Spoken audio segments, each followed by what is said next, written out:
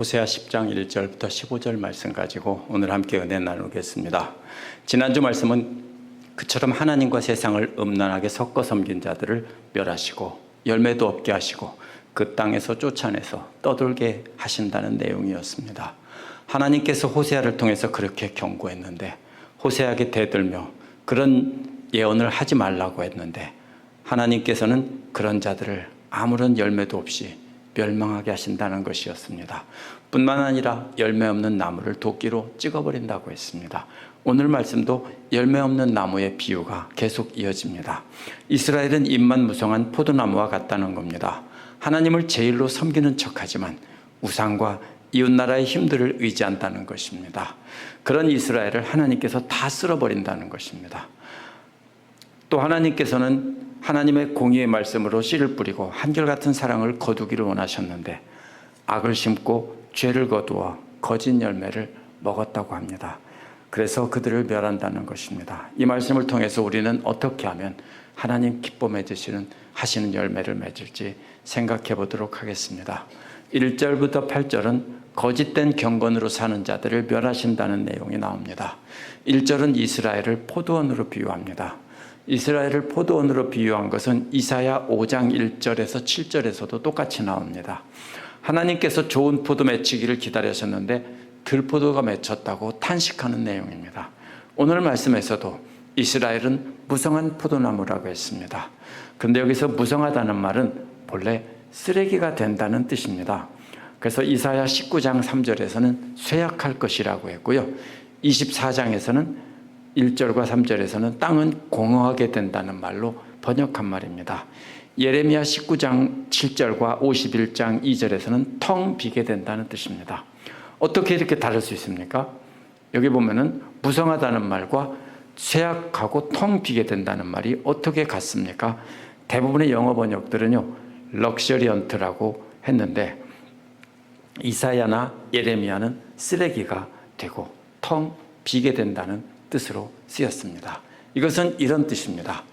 미국 남동부에 칡넝쿨이 많이 퍼져 있습니다. 하이웨이 가에도 보면 나무들을 칡넝쿨이 다 덮고 있는 것을 볼 수 있을 겁니다. 그게 어디에 있는 거냐면요, 아시아에서, 한국과 일본에서 온 것입니다. 1876년에 토양의 침식을 막기 위해서 미국 농부들이 그것을 들여와서 미국에 심었다고 합니다. 그런데 어떻게 됩니까? 이게 칡넝쿨은요, 콩과식물이라 뿌리옥 박테리아가 있어서 척박한 땅에서도 잘 자라고 나무들을 뒤덮어서 다 죽게 합니다. 한번 퍼지면은요, 막을 길이 없습니다. 한국 사람처럼 칡을 먹는다면 어떻게 합니까? 열심히 캐다 먹겠죠. 근데 미국 사람들은 칡을 안 먹습니다. 그래서 유해식물이 되었습니다.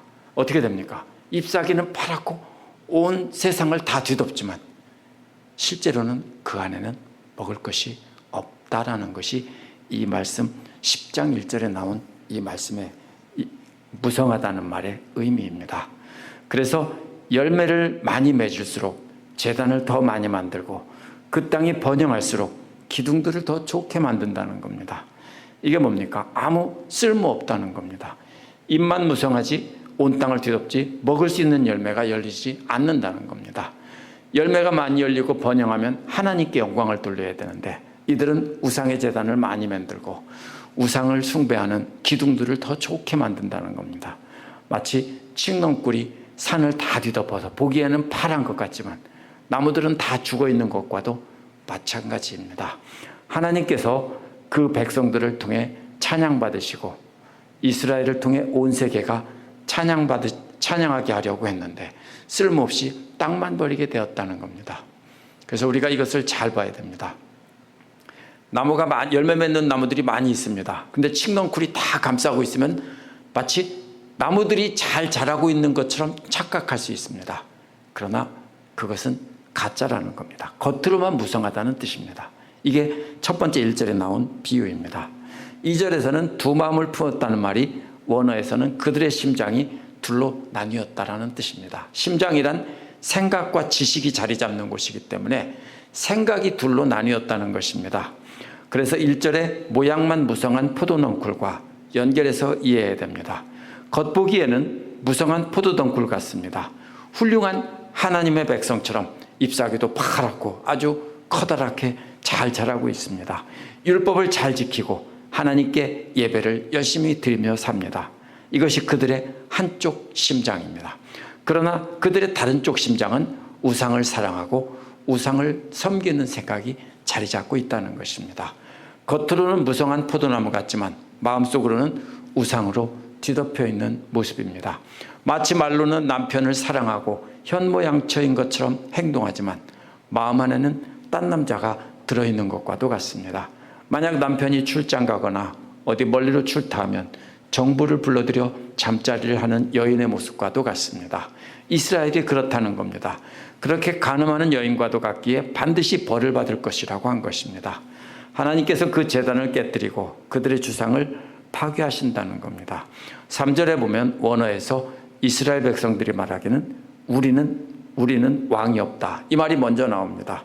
여기선 중간에 나오죠. 임금님도 못 모시게 되었다라고 했지만요, 세 번역은 원어는 우리는 왕이 없다.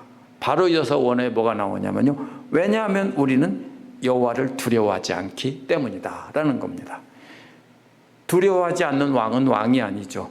여호와를 두려워하지 않기 때문에 우리에게는 왕이 없다는 겁니다. 여기서 왕은 여호와를 가리킵니다. 이스라엘의 진짜 왕은 여호와 하나님인데 여호와 하나님을 두려워하지 않기 때문에 자신들에게는 왕이 없다라는 겁니다. 이 구절을 역사적으로 해석한다는 사람들은 어느 왕이 암살되었느니 아시리아의 살마네셀 5세에게 잡혀갔느니 이렇게 해석하려고 합니다. 이건 그런 뜻이 아닙니다. 하나님을 왕으로 여기지 않고 두려워하지 않는다는 뜻입니다. 잎사귀만 무성한 포도나무 같고 그 다음에 나온 비유는 바람난 유부녀와 같은 이스라엘은 여호와를 왕으로 인정하지 않고 있다는 겁니다. 왜냐하면 두려워하지 않기 때문입니다. 3절 뒷부분에서 또 말합니다. 만약 왕이 있다고 해도 그 왕이 우리를 위해서 뭘 해줄 수 있느냐라고 합니다. 아무것도 해주지 못한다는 겁니다. 이게 무슨 뜻입니까? 그 이유는요, 저들의 탐욕을 하나님이 채워주지 않기 때문입니다. 당시 유대 사람들에게 왕이란 자신들에게 부귀영화를 주고 번영하게 해줘야 되는 존재입니다. 하나님도 다른 이방신들을 섬기는 나라들처럼 자녀를 많이 낳고 물질적인 풍요를 줘야 한다는 것입니다. 그들은 신을 섬기는 이유가 뭐냐면 자식을 많이 낳고 곡식을 많이 거두고 잘 먹고 잘 사는 것을 신을 섬기는 목적으로 삼고 그렇게 모든 의식이 다산과 풍요를 기원합니다. 그런데 여호와 하나님은 그렇지 않다는 겁니다. 무슨 소용이 있느냐는 겁니다. 자신들에게는 부귀영화를 줄, 번영을 줄 우상이 필요하다는 뜻입니다. 4절은 2절에서 두 마음을 품은 것을 재판하는 장면과 맹세하는 장면으로 비유합니다. 헛된 말을 하며 거짓 맹세로 언약을 세운다는 것입니다. 법정에서 거짓말로 증언하고 다른 사람과 언약을 맺을 때 거짓 맹세로 언약을 맺습니다. 맹세를 하면 어떻게 됩니까? 저 사람은 맹세까지 했으니까 진실하다 이렇게 생각하겠죠. 그런데 거짓으로 속이려 한다는 것입니다. 하나님을 향해서는 두 마음을 품은 바람난 유부녀 같았는데 사람들 향해서도 이렇게 거짓 맹세로 두 마음을 품고 사람들을 속인다는 뜻입니다. 그래서 그들의 재판은 밭일항에 돋는 독초와 같다는 겁니다. 잡초가 어떻습니까? 독초들이 뽑아도 또 나오고 뽑아도 또 나오죠. 바로 그런 것과 같다는 겁니다. 재판에서는 공정한 판결을 기대하는 것은 농부가 밭에 나가서 자신이 심은 채소를 거두려는 것과 같습니다. 그런데 밭에 나갔는데 먹을 수 있는 채소는 없고 독초밖에 없다는 겁니다. 우리가 들판에 또랑가에다가 미나리를 심어놨는데 가보지도 않았습니다. 어떻게 됐을까요? 잡초들만 가득 우거지고 미나리가 없습니다. 그럼 뭐라고 할까요? 아무 쓸모없다라고 하겠죠. 마치 그런 것과 같습니다. 여기서 독초의 비유는요, 독초가 무성하다는 뜻이 아니라 먹으면 죽게 되는 위험한 것이라는 뜻입니다. 이 독초가 뭡니까? 이스라엘이 하나님을 잘 섬기는 척 거짓 경건과 외식으로 하나님을 겉으로는 섬기는 척 했는데 실제로는 우상 숭배만 하는 가짜 채소라는 것입니다. 뭐와 똑같습니까? 앞에서 제가 칡넝쿨의 비유로 설명한 잎사귀만 무성한 포도나무와 똑같습니다. 겉으로는 그럴듯한데 하나님을 잘 섬기는 것 같은데 실제로 속으로는 우상 숭배를 한다는 겁니다. 그래서 그들의 채소를 먹으면 어떻게 됩니까? 우상 숭배를 하며 겉으로만 하나님을 섬기는 척 한다는 겁니다. 5절은 그들의 마음속으로 섬기던 우상들이 사라지자 슬퍼하는 모습입니다. 이제 거짓으로 여호와를 섬긴다고 하던 그들의 속마음이 드러났습니다. 사마리아 거민이 베다윈의 송아지를 인하여서 두려워한다고 했습니다. 그 백성이 그것을 위해 통곡하고 우상 숭배하던 제사장들도 슬퍼한다는 겁니다. 왜냐하면 그들이 영광으로 여기던 우상들이 떠나갔기 때문입니다. 이들은 여호와의 영광이 떠나간 것을 슬퍼하는 것이 아니라 우상들이 떠나간 것에 대해서 대성통곡을 하고 있습니다. 그래서 이들은 거짓으로 하나님을 섬기는 척하는 마음이 다 드러나 버렸습니다.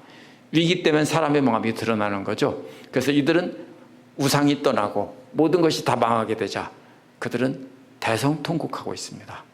6절은 그것이 아시리아로 옮겨진다는 겁니다. 아시리아가 와서 그들이 섬기던 송아지 우상을 가져간다는 겁니다. 야렙 왕이라는 말은요, 아시리아 왕의 별명입니다. 영어 번역들은 The Great King이라고 번역했습니다. 에브라임은 수치를 받을 것이고 이스라엘은 자신들의 계책을 슬퍼할 것이라고 했습니다. 이들은 우상을 섬겨서 우상을 통해 번영을 누리려고 했습니다. 그런데 하나님께서 그들의 우상을 아시리아로 옮겨버렸습니다. 그래서 그들의 계책이 실패한 겁니다.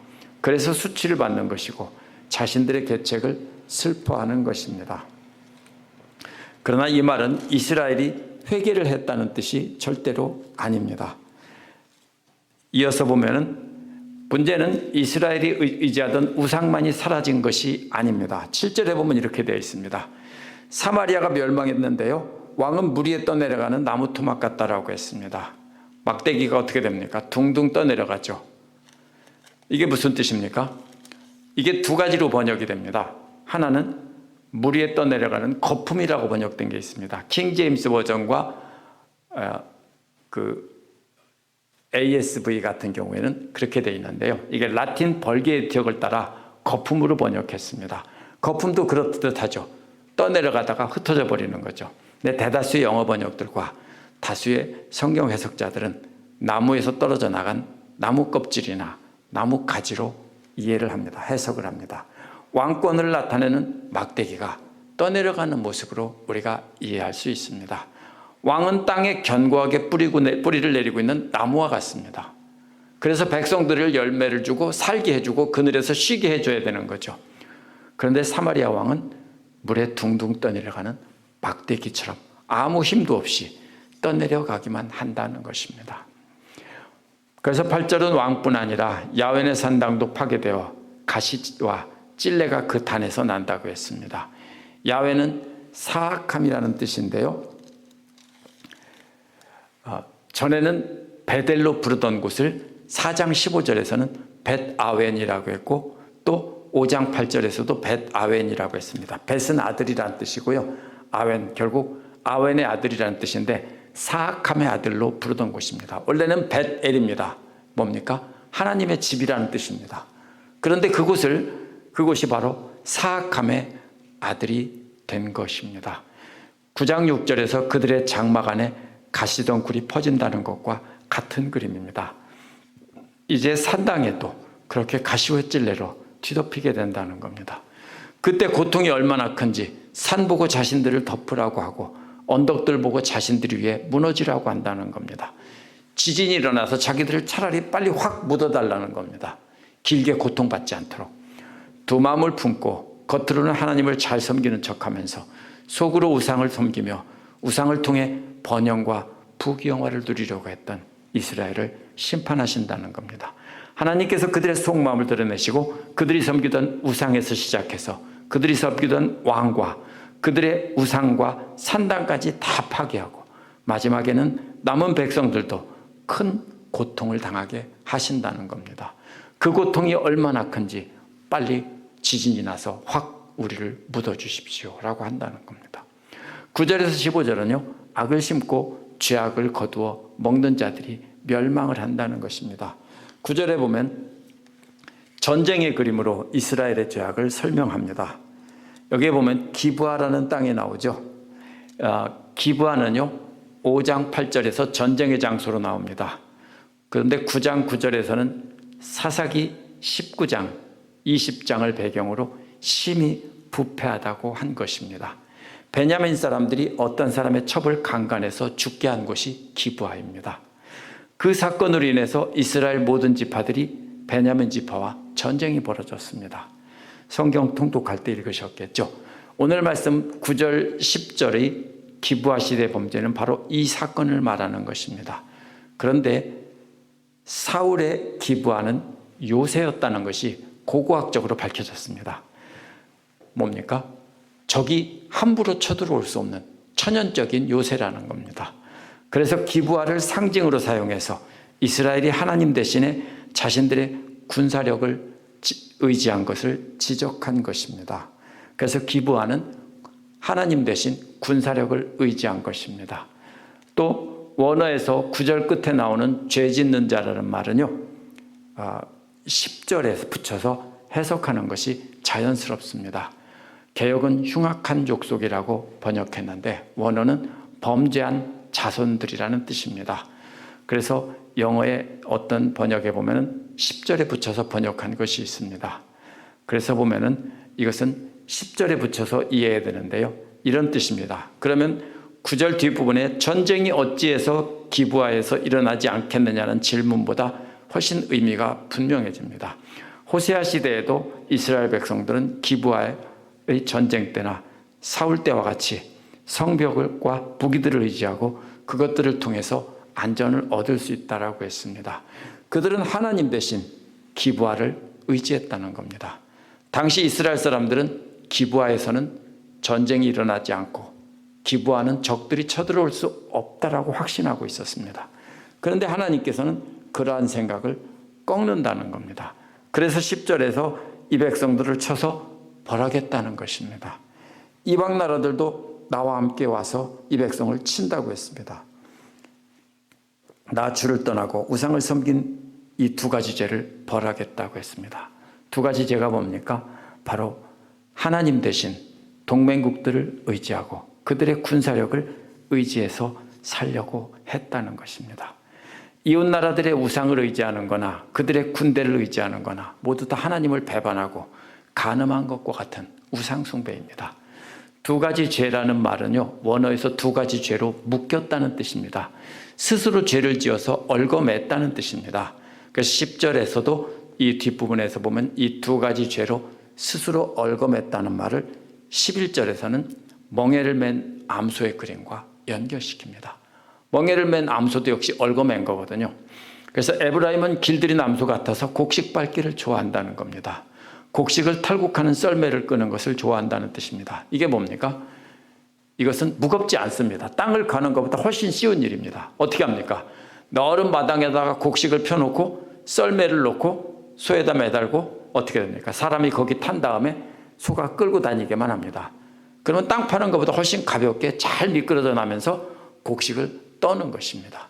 그래서 에브라임은 그렇게 그것을 좋아하며 편히 지낸 소와 같다는 겁니다. 그런데 하나님께서 그 아름다운 목을 가로질러 멍에를 걸쳐 놓았습니다. 에브라임은 북왕국을 상징하고 유다는 남왕국을 상징합니다. 야곱은 이스라엘 전체의 조상이기 때문에 남북왕국을 상징합니다. 이들에게는 묵은 땅, 딱딱한 땅을 갈아서 부드럽게 만드는 일을 맡겼다는 겁니다. 이게 뭡니까? 엄청나게 힘든 일입니다. 나무로 된 썰매를 끄는 것보다 땅을 파는 것은 훨씬 더 힘든 일입니다. 그래서 딱딱한 땅을, 특별히 사막 지역에서, 메마른 지역에서 비가 오는 지역에 돌덩이 같은 땅을 소가 파는 것은 굉장히 힘든 일입니다. 그래서 딱딱한 땅을 덩어리를 깨트리고 파고 덩어리를 깨트리고 하는 일을 맡긴 겁니다. 그래서 그것은 공의를 심고 사랑의 열매를 거두라는 것입니다. 이스라엘이 당한 고난은 바로 그렇게 공의를 심고 사랑의 열매를 거두라는 건데요. 공의는 하나님 말씀에서 나오는 것이기 때문에 하나님 말씀을 심으라는 겁니다. 마음밭 딱딱해진 것을, 돌처럼 딱딱해진 것을 갈아엎어서 거기에다가 하나님 말씀을 심으라는 겁니다. 그러나 우리가 그 말씀을 우리의 부드러운 마음에 심으면 거둘 것은 공의가 아니라 한결같은 사랑입니다. 그래서 사랑을 거둔다라고 했죠. 사랑의 열매를 걷는다고 했죠. 정의를 심습니다. 공의를 심는데 거두는 것은 사랑입니다. 여기서 이 사랑이라는 말은 한결같은 사랑, 헤세드이고요. 호세아 전체의 주제이기도 합니다. 무슨 뜻입니까? 계속해서 남편을 배반하고 도망가서 간음하는 아내를 데려다가 다시 제자리에 앉히는 것이 호세아의 역할, 예언입니다. 그런데 그것이 바로 뭐라고요? 하나님이 이스라엘 백성을 그와 같이 하신다는 것이 호세아의 중심 메시지입니다. 공의로운 하나님 말씀을 마음에 간직하고 우리가 그 말씀을 따라 사람들을 함부로 판단하면 우리가 하나님이 되는 거고요. 그렇기 때문에 공의를 심고 공의를 거두면 안 되는 겁니다. 공의란 하나님만 말씀에서 나오는 것인데 우리는 공의를 심지만 심판은 하나님이 하시고 우리는 한결같은 사랑으로 용서해야 되는 것입니다. 그것이 바로 사랑의 열매를 거둔다는 뜻입니다. 그렇기 때문에 공의로운 하나님의 말씀을 심은 뒤에는 한결같은 사랑으로 참고 또 참아주는 행동으로 나타나야 된다라는 것이 사랑의 열매입니다. 12절은 지금 주 여호와를 찾을 때라는 것입니다. 딱딱한 돌과 같은 땅인 이스라엘 백성들의 마음을 부드럽게 만들어 놓고 하나님께서 비를 내려주시기를 간구할 때라는 뜻입니다. 간구해야 될 것은 공의를 비처럼 내려달라는 겁니다. 하나님 말씀을 비처럼 뿌려달라는 뜻입니다. 만약에 씨앗을 비처럼 뿌리면 얼마나 좋겠습니까? 그래서 우리 마음에 말씀의 씨앗을 비처럼 뿌려달라는 것입니다. 하나님께서 하십니다. 우리 마음밭이 준비된 뒤에 하나님께 달라고 간구하면 하나님께서 말씀의 씨앗을 비처럼 뿌려주시는 것입니다. 그렇게 말씀의 비를 뿌려 내려주셔서 심게 하시고 거두는 것은 하나님처럼 한없이 참고 용서하는 사랑의 열매를 거두기를 원하시는 겁니다. 그래서 바로 정의의 비를 이렇게 내려주겠다고 한 겁니다. 그런데 13절은 이스라엘 백성이 하나님께서 원하는 것과 정반대로 했다고 책망하시는 내용입니다. 이들은 뭐를 갈았습니까? 밭을 갈아서 뭘 심었습니까? 악의 씨를 뿌리고 반역을 거두었다고 했죠. 그래서 개역에서는 죄라고 번역하고 여기서는 반역이라고 번역한 것을 거둔 겁니다. 이것은 불의라는 뜻입니다. 한결같은 사랑을 거둬야 되는데 뭘 거뒀습니까? 불의를 거뒀습니다. 어떻게 해요? 마음대로 재판하고 마음대로 보복하고 자기 하고 싶은 대로 재판하는 거죠. 그래서 그 결과 나타난 죄악된 행동이 불의한 행동입니다. 하나님의 말씀을 씨를 뿌려야 되는데 죄를 뿌리고 불의를 거뒀습니다. 잠언 22장 6절에서 8절은 악을 뿌리는 것은 이자를 받고 재물을 빌려주는 것으로 말했습니다. 이들은 자신들의 악한 탐욕을 심고 가난한 사람들을 수탈한 것을 비유한 것입니다. 이게 오늘날의 정당한 이자를 말하는 게 아니라 고리대금을 받아서 사람들을 죽게 만들었습니다. 그래서 이들이 먹는 것은 거짓의 열매입니다. 그렇게 하는 이유는 하나님 말씀을 따라가며 하나님을 의지하지 않고 반대로 자신들의 욕심을 따라가며 자신들이 소유한 많은 군인들을 의지하고 마음을 놓았다는 겁니다. 그것이 바로 13절의 내용입니다. 14절, 15절은 다시 전쟁의 그림으로 설명합니다. 14절은 이들이 의지하던 군대의 힘이 무너진다는 겁니다. 백성들 중에 요란한 함성이 들려온다고 했습니다. 내 요새들이 모조리 파괴된다는 겁니다. 벳아벨과리 살만의 공격을 받아 파괴된 것 같이 된다는 겁니다. 어머니와 자식이 함께 부서진다는 겁니다. 어머니와 자식을 바위에 메어 쳐 죽였는데 그 다음에 또 어떻게 해요? 어머니도 바위에 메어 쳐서 죽인다는 겁니다. 그래서 이것은 기원전 9세기의 아시리아의 통치자인 살마네셀 3세를 가리킬 수 있습니다. 기원전 9세기에 살마네셀은 기원전 841년 이스라엘을 공격해서 성을 무너뜨리고 이스라엘 왕 예후에게 공물을 받았던 일이 있습니다. 15절은 너희의 큰 악으로 말미암아 베델에서 이같이 행한다고 했습니다. 그렇게 큰 성을 부수고 어미와 자식을 바위에 메어쳐서 박살을 낸다고 했습니다. 그것은 바로 너희의 큰 죄악 때문이라고 했습니다. 근데 또 뭐라고 말합니까? 이스라엘 왕은 전쟁이 시작되는 새벽녘에 틀림없이 죽는다고 했죠. 이게 무슨 뜻이냐면요. 새벽이 어떻게 됩니까? 새벽이란 말은 아직도 캄캄한 때입니다. 근데 해가 뜨면 어떻게 됩니까? 새벽이 금방 사라지죠. 어두움이. 해 뜨는 거 보셨어요? 순식간에 해가 떠서 어떻게 됩니까? 갑자기 온 세상이 환해집니다. 무슨 뜻입니까? 왕이 그렇게 순식간에 금방 죽는다는 뜻입니다. 일찍 죽는다는 뜻도 있지만요, 여기서는 새벽녘에 바로 어두움이 해로 인해서 정신없이 도망가는 것처럼 아주 신속하게 왕이 사라져서 없어지게 된다는 뜻입니다. 오늘 말씀은요, 비유를 통해서 봐야 합니다.